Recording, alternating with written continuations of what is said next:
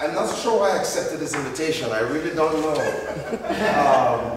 Given the difficulty of this topic, but also how puzzled this has been. I was just saying to the Reverend Mother here that the topic has been the Achilles heel of the Episcopal Church, and we really haven't gotten there yet. And I do want to applaud your effort, at least to begin the conversation. And as I was saying to her, I hope that Bishop Provenzano, certainly at this convention that's coming up in a few weeks' time, makes mention of today and attempts to institutionalize this in some shape, form, or fashion, and that there's a continuation of this conversation beyond St. Paul's. Because I think the Diocese of Long Island and certainly the greater Episcopal Church could benefit from, even if we don't get all the answers, which we probably won't, but at least sitting together and having this conversation is very, very important. One of the greatest compliments I've gotten came to me last week, I believe. Got a call from a lady at St. Mark's Church. I just finished doing a revival there for an entire week. And one of the nights was men's night. And we actually did the unepiscopal thing of having an altar call. Hello. And we did. We actually had an altar call. And it was an amazing thing to see men, grown men, some of them were crying, kneeling at the altar in St. Mark's. Don't tell him because he's from St. Mark's.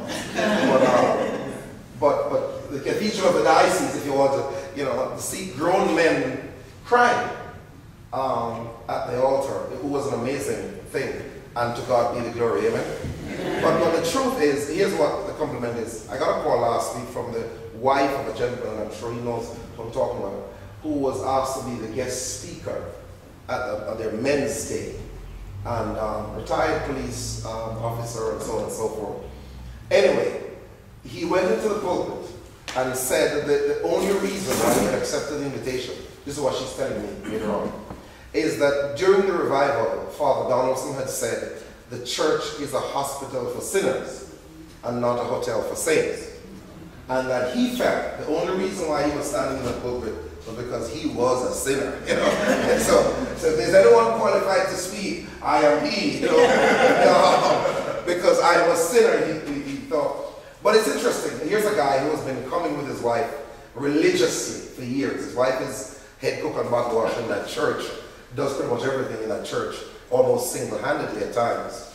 And to think that there's a man who spends sometimes hours upon hours waiting in the car for his wife while she's attending meetings, that it suddenly dawned on him that the church is a hospital for sinners and not a hotel for saints. So my question to him and to all the men is, where on earth, or to the Episcopal Church, where on earth have we been delivering the message to our men that the church is simply a hotel for saints? And so perhaps they have not been hanging out in the church because we've made it to appear as though the rest of us are saintly. Amen. So if you're not a saint, hello, you stay off to the side. And it really blew me away, and I've gotten a number of compliments in my short lifetime. There you go. Anyway, but the notion that this guy would actually say that in the pulpit, that I'm here, and I have been here in this church for a good many years, I feel at home for the first time because someone said to me, as a sinner, it's okay to come in. That my sinfulness does not disqualify me, or keep the PIN number from me, or the secret password, which us Episcopalians must have, and keep me on the outside, but I'm able to come in on the inside. And that was a fascinating compliment for me, and it really made my day. And perhaps that's where we ought to start the conversation, asking ourselves, have we in fact been creating a scenario in our churches where the men feel that if they do not have a level of righteousness or piety, that they're not welcome? Well, in fact, we've been saying everybody ought to know, or whosoever will. And if in fact that whosoever will is everybody, big sin, little sin, popular sin, unpopular sin, whatever it is, then we really should be putting that perhaps on our doorway or in our mission statement. Maybe we ought to be saying that up front to the men, that all are welcome. We just designed a sign for the Church of the Redeemer downtown. And those of you who know downtown Brooklyn know that in the next couple of years, that place is going to explode. The New Jersey Nets are moving there, literally across the street from the Church of the Redeemer. And Mr. Forrest Ratner is blowing up that whole area. So in terms of demographics and in terms of topography, the whole area is just changing remarkably. So Redeemer, which has been sitting in there for 157 years, suddenly realized, you know what, we really need to do something about this church. We really need to get some identification. And so they decided to have a prayer breakfast, which they did. And all of the proceeds, they said, they wanted to put towards buying a sign that would last for generations, a sign that would represent who they are. But the point I'm trying to make is, so we call this place Signs Plus, which is in Florida. And they make these enormous, beautiful electronic signs or whatever. And Signs Plus.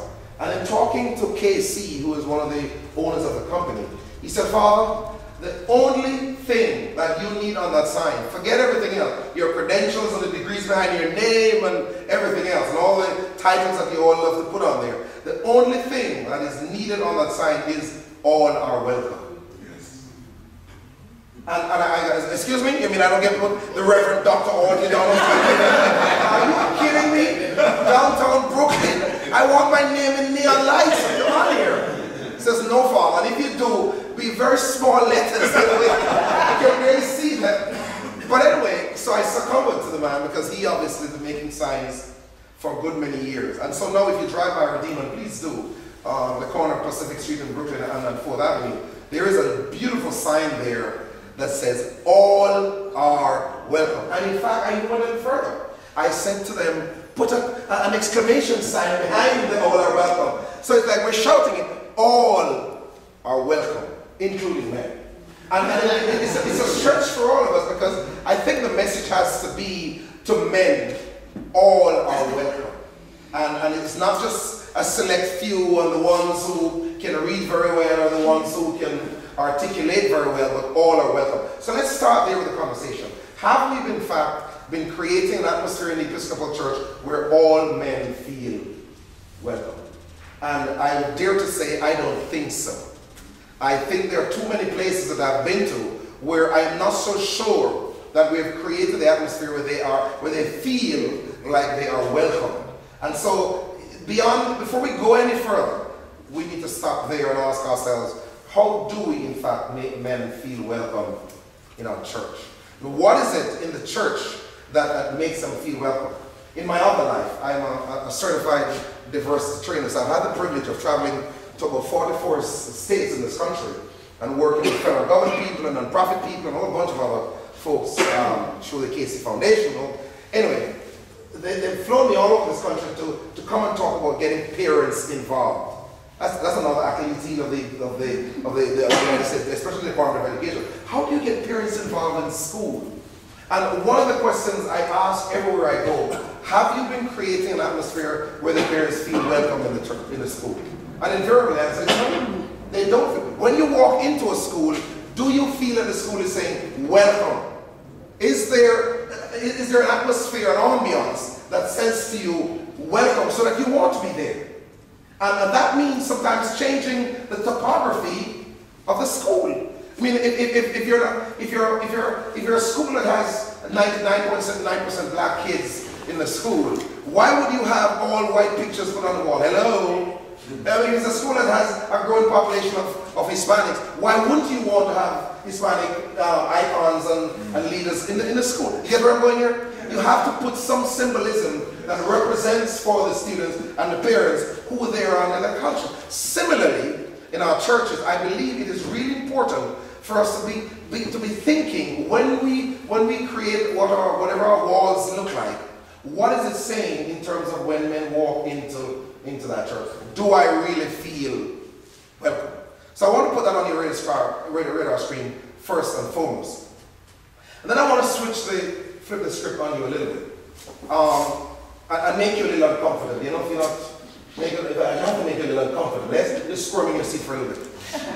Because I was thinking about this thing from the minute you all called me and said to talk about why men don't go to church. And I really think the question is wrong.